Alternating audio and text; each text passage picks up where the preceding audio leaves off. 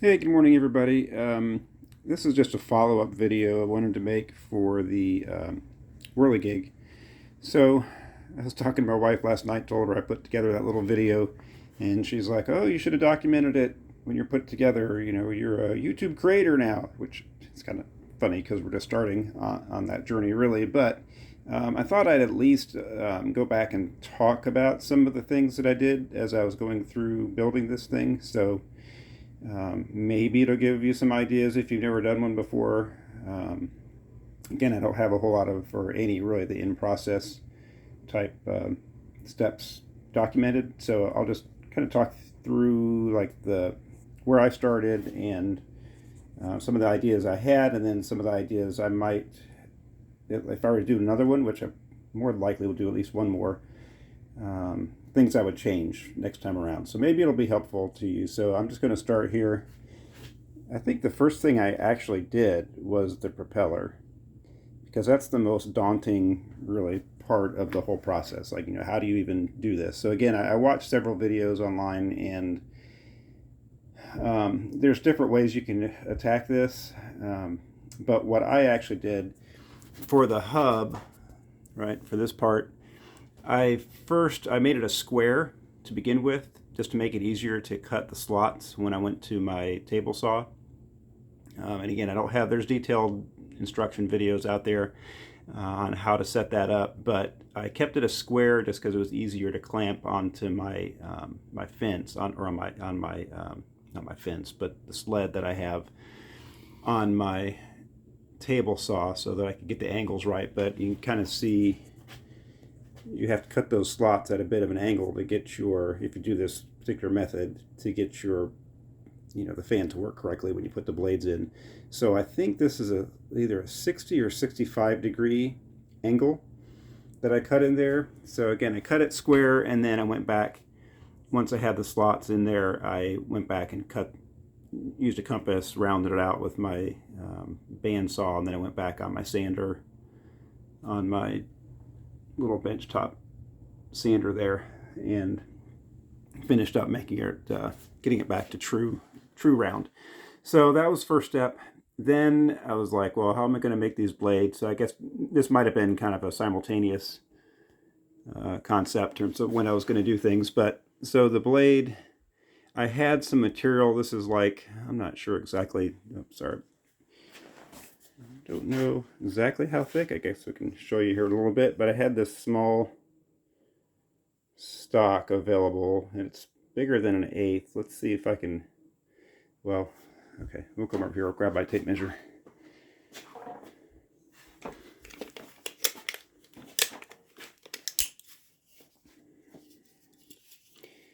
Oh boy, hang on a minute. This is getting to be,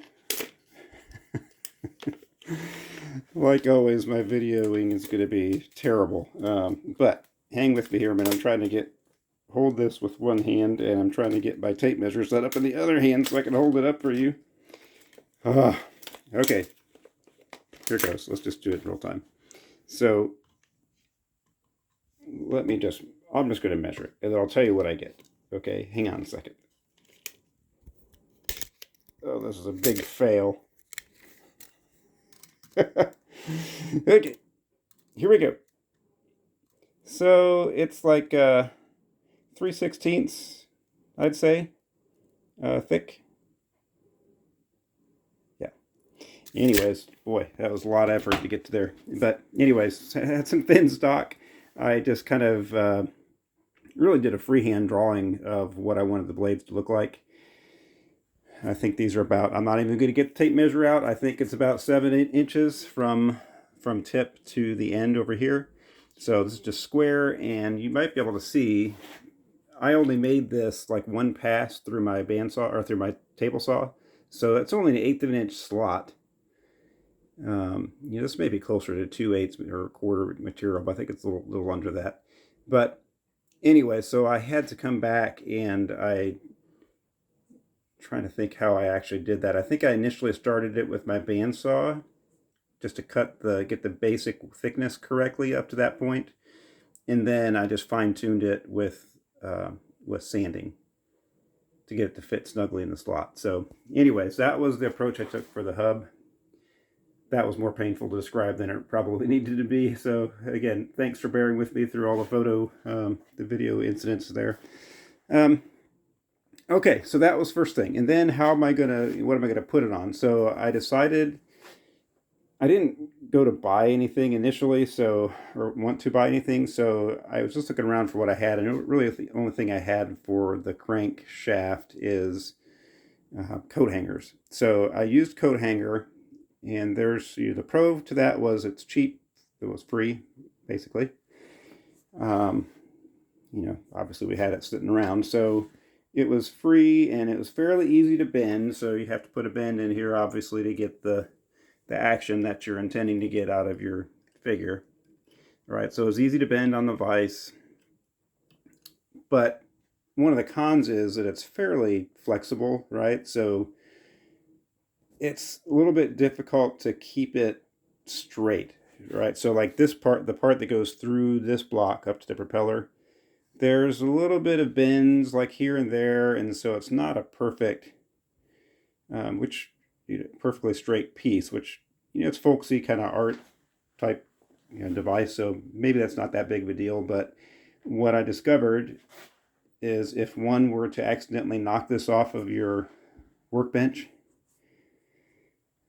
ask me how I know, is you'd be able to tell from this angle. The propeller is a little bit whoppergy at the moment, so I think I bent it a little bit, and I've tried to bend it back a little straighter, but I just can't quite get it where I like it to be. So it's got a little bit of bend in it. So if I were doing this again, I more than likely would buy a little bit thicker of some sort of a, I'm not sure what material, like maybe a stainless steel rod of some sort. Other people have used, that I've seen online, have used something like that they will buy from somewhere. It's probably sturdier and would make it overall a better product. But that's what I did. Okay, so then just a little more about the pieces and parts. So this component here, all right, that's all one piece. And all I did there was, see if you can see it. I'll turn it around. Maybe the lighting is better this way. Where it comes out of the shaft here. So again, I took it to my table saw and just flipped it over and just ran it. Made a little notch there. Right, just ran it over top of the blade so I get the little slot, just so it was deep enough to accommodate the coat hanger as it laid in there. Okay, so that's all that is. And let's see. Obviously, you have to have a top piece on here. I think the most time-consuming part, really, of all this was, well, the propeller took a long time. Then the figure. I freehand drew what I wanted him to look like. And then I just laid out, the different pieces and did a kind of just use my bandsaw and the sander to get the final shape. Some things that I would do differently next time around, I think. I think I would just make the arms and the body all one piece. So I would just make it,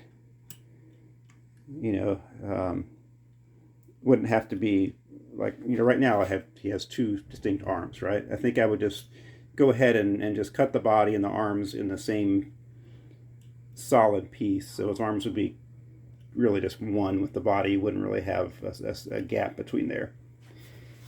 So I think that'd be easier, and then you could just do the same thing with the axe, because once I had his hands apart, I had to figure out how am I going to put the axe in there. Right, so again, the axe, I just freehand, I drew it, cut it out with the bandsaw, and then you may not be able to tell. Let's see if I can pick them up. So I created a little bit of a block and used my chisel just to carve out the thickness of the axe down there. All right, and I glued it in there with some the outside, the weatherproof wood glue. So I glued it in there, and then I was able to sand it on each side, just that little block, just so it was the right thickness to fit between his hands. So that's how I approached that, but it would make it easier if that was all one piece. I think that would be a lot simpler to do. once you know the right. And my thoughts going into this one was I didn't really know like what angle I was going to have his arms, what angle I was going to have the axe at to get it to look like I wanted it to. So, but now that I've done one, you know, you could just make that all a solid piece, I think, and that would work out well. Let's see. The only other thing really to talk about, so I used, well, you can see it here. I ended up to get this wire and to get his range of motion correct and so that he worked correctly and this thing didn't slide back and forth too terribly much. I had to come back, which was kind of difficult once he was already assembled. I had to put that eye in there, that, you know, the hook and eye piece of hardware, just so I could get it, get that wire connected to the right, basically the right position along his arms, and then also to get it kind of centered to his body. So anyways, that was a little bit of a challenge, and that's why in that first video I mentioned like that was the most challenging part. Honestly, the propeller was the most challenging, most technically difficult, but it was a little bit frustrating trying to get all this to work out in terms of the wire, etc., to get him to stand up and go back down the direction you wanted him to. Let's see. So as far as what makes him able to swivel, just drilled a hole, you know, all the way through. I've got a stainless steel bolt with, I've got washers, you probably see between there, to space him out between his legs and his body. And I just put a lock nut, washer and a lock nut on this side. And of course you don't want to torque it down too much, because if you make it too tight then he can't spin. So just put it on there just tight enough to keep it together. But you want it, sorry, lost focus there. Obviously tight enough to not fall apart, but you want it loose enough so he can just move freely. And then I think really as far as the design of this thing, the rest of it was more just artistic, you know, putting the logs on there the way you wanted it to. The last thing I did was build a stand. So I'll take this off and so you can see what I did. Let me see if I can lay this carefully over here so he doesn't have another accident. Okay, so for the stand, I made this more difficult than it had to be, probably like a lot of things I do, but instead of just taking a screw from the underside and attaching that upright, which I could have done, I decided to just kind of cut a rectangle out of there, and then I used my drill press just to cut put a bunch of holes in it around the basic size that I needed for my upright piece. And then there's a hole there, but that's just because I made a mistake when I was drilling the hole for the support on the other side, or for the pin. But anyways, just chiseled that out so it would fit correctly based on the size of this upright that I had. So I was just using scrap pieces of wood, so that's why I'm just saying I just kind of traced things out. I didn't really know what the size was. I didn't want to feel like measuring it too much. So that's what I did for that. And then for the pin, so I drilled a hole. Let's see if I have another one of these plastic pieces. I'm really sorry, folks, with the camera. I don't know why I can't seem to hold it straight. This is not the one I used, because I think I used both in the in this side and then as well as in the bottom of the Whirligig itself. But it's like a little nylon spacer. It's like this, but it was skinnier, right? So I drilled a hole to accommodate that, slipped it down in there, thinking that would give it a nice, just a nice uniform width of a hole, and it fit. I did buy this. This is, again, in hindsight, I would have bought something different. This is aluminum stock that I bought. This is at Lowe's. This is what it is. In hindsight, I should not have got aluminum because aluminum is too soft, and so what I found is that it bends pretty easily, which I probably should have known. But so anyways, I just found that particular nylon sleeve. Oh, there goes my washer. That nylon sleeve fits nicely with that bar, right? And you can even see now there's a bend. in the top of that, so I'm kind of fussing with that, trying to get him to go back straight. But so I put that in there, and let's see if I can find the washer that I dropped. Oh, here it is. Hang on a minute while I grab this. Seems like all my videos, you know, they have like some part where I'm really going crazy with the camera. Okay, so I just had a stainless steel washer I put on there, and then on the bottom of the Whirligig, you can see the corresponding another one of those sleeves. So that's all I did there, and he just sits down. So I can guide this and look at the camera at the same time. There we go. Okay, so it just sits there, and that allows him to rotate nice and freely. So I think that's about it. I mean, as I said, I'm sorry I didn't take any videos along the way, but maybe this gives you some idea. I guess I didn't finish out also on this side on the propeller. Another one of those nylon spacers and washers, and that was mainly used to accommodate the length of the shaft that I had. If I had planned this more carefully, I maybe could have made that a little shorter so they didn't have the potential to bend, you know, as much on that shaft like I was saying I'm trying to fix after I dropped it. So anyway, so that might have helped if this could sit a little closer. But if it sits a little closer, then you're going to have to do something up here to shorten that so you don't have interference with the blades on the propeller. Okay, so I think that about covers it. I guess I'll point out with the method that I used for attaching the propeller, I ran the coat hanger. It came right out here through the center of the hole. Back up if you can get focused a little better. So it came out of the center, and then I had just put a bend, you know, a 90-degree bend, or 90 degree, like a U-turn, in the end of the coat hanger. And after I pulled it through, this is before I put the big crook on it.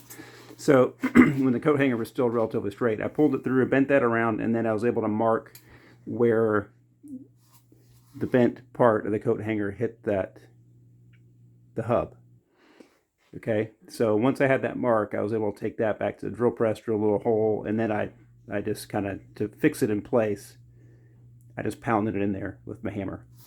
Okay, so anyway, so that gives you, that's how that actually attaches. You don't have to use, with coat hanger, you don't have the option of using any kind of threaded hardware fittings or anything. So that's how that worked with the coat hanger.